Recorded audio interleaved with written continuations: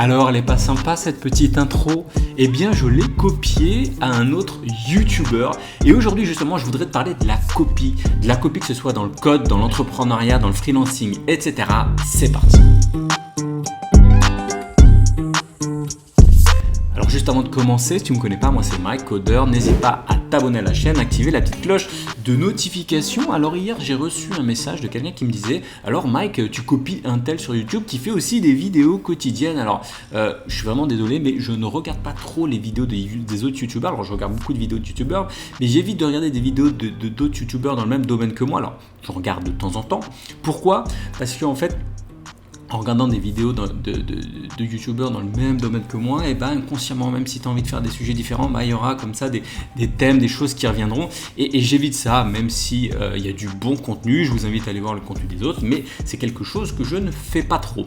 Alors, est-ce mal de coder? Ça m'a donné justement un bon thème, une bonne idée de vidéo aujourd'hui. Est-ce mal de copier? Et surtout, est-ce mal de copier dans le domaine du code, du freelancing, de l'entrepreneuriat, etc. Alors, il y a quelque chose qui est très mal vu, j'ai envie de dire, un peu en France ou dans les pays occidentaux, tout ça, c'est la copie, le plagiat, tout ça, c'est mal. Effectivement, c'est mal, mais je veux dire, là, on arrive parfois à un niveau, je veux dire, je me souviens, c'était quoi?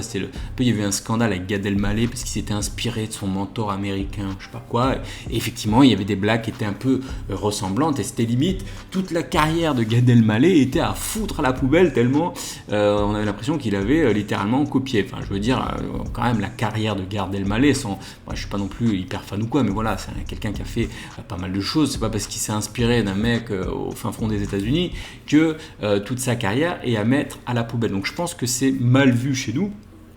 Et moi j'ai une petite anecdote comme ça, sans transition, j'enchaîne comme ça sur ma petite anecdote. Alors ma petite anecdote c'était quoi? Je me souviens que j'étais en cours de maths et je crois que c'était en terminale ou un truc comme ça. Et je bloquais littéralement sur un sujet, je ne sais plus c'était quoi le sujet, et je ne comprenais pas. J'arrivais pas. Et sincèrement, j'étais intéressé par le truc, j'avais envie de comprendre comment ça fonctionnait. C'était pas juste copier pour faire le truc, et voilà, non, j'avais envie de comprendre le truc, et j'étais sincèrement bloqué. Qu'est-ce que j'ai fait au bout d'un moment? Je dis bon, je regarde mon collègue, un pote à moi, je dis bon, ouais gros, comment ça va et tout, t'as réussi le truc? Il fait ouais, vas-y, je regarde le truc, machin. Qu'est-ce qui se passe? Le prof qui m'affiche, qui me dit ouais, regardez-le, lui, il copie, là, il peut pas avancer par lui-même et tout, machin. Je me rappelle encore de ce truc-là, ça m'avait marqué.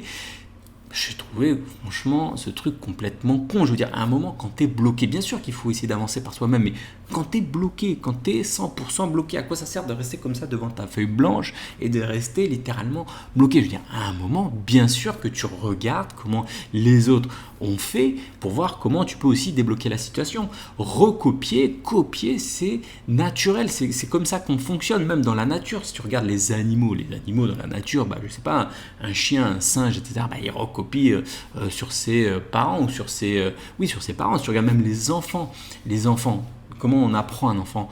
Les enfants, ils apprennent par mimétisme, ils recopient leurs parents, etc.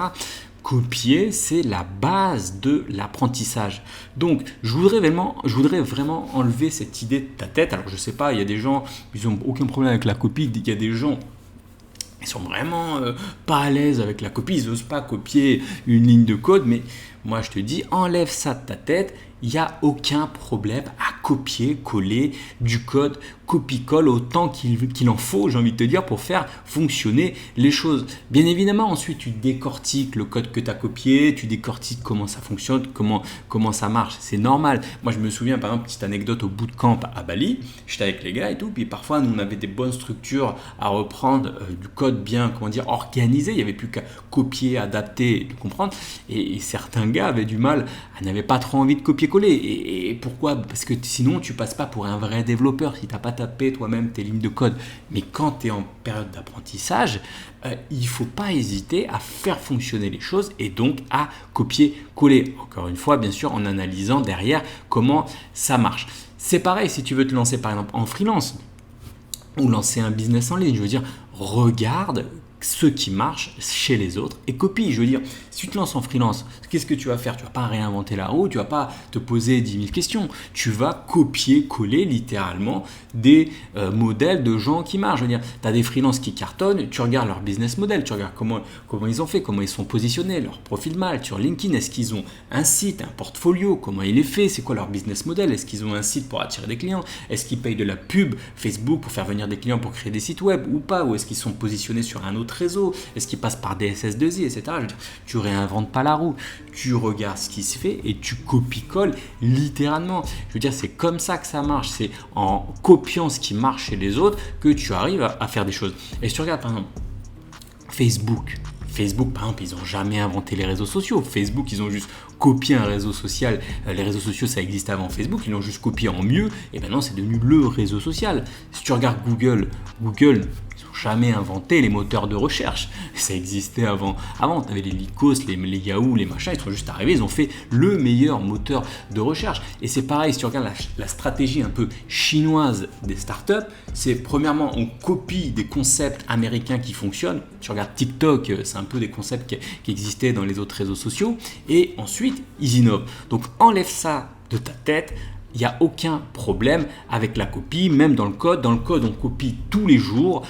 Tu copies du code sur GitHub, sur Stack Overflow. Il n'y a absolument aucun problème. Je sais que je vais sûrement m'attirer la foudre d'autres développeurs qui vont dire « Ah, Mike, il dit qu'il faut copier-coller. Oh, moi, je suis un vrai développeur. Je ne copie-colle pas. Moi, je crée tout mon code, etc. » Bullshit. Quand on est développeur, on passe son temps aussi à copier du code, à coller du code.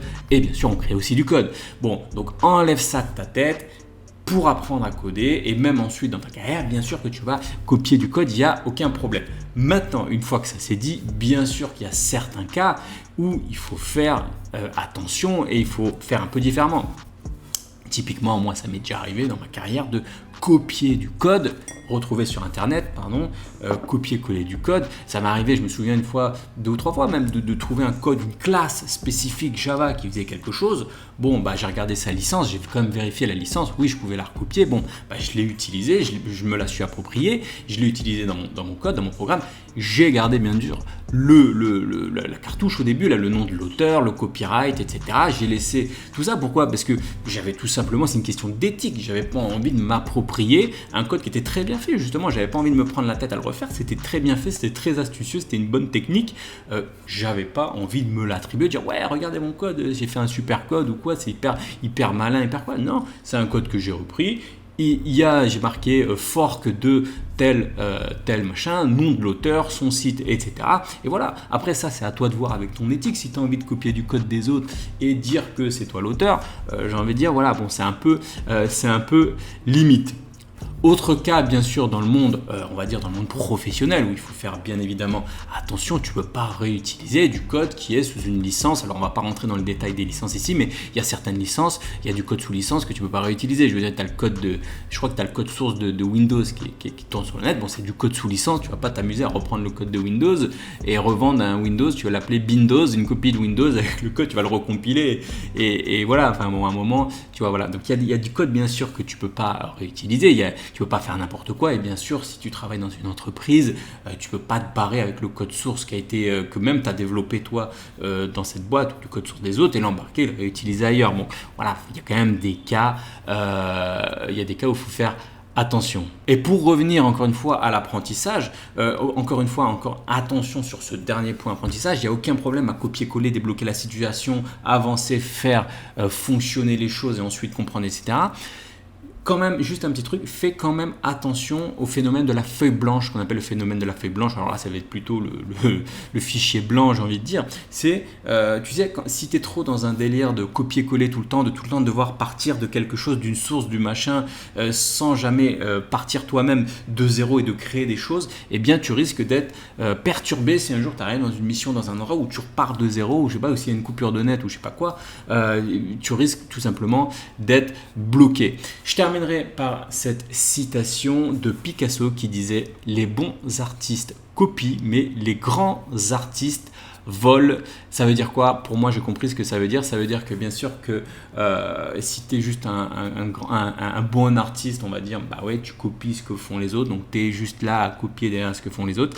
Mais si tu es un grand artiste, justement, tu voles les choses. Voler, ça veut dire quoi? Ça veut pas dire que tu vas voler les choses directement, ça veut dire que tu vas littéralement t'imprégner des choses, tu vas littéralement absorber en fait les choses et tu vas les ressortir derrière à ta sauce. Donc voilà, c'est tout pour cette petite vidéo. N'hésite pas bien sûr à t'abonner à la chaîne, activer la petite cloche de notification puisque demain je lance une nouvelle vidéo et n'hésite pas aussi à t'abonner aux emails quotidiens, c'est le premier lien dans la description.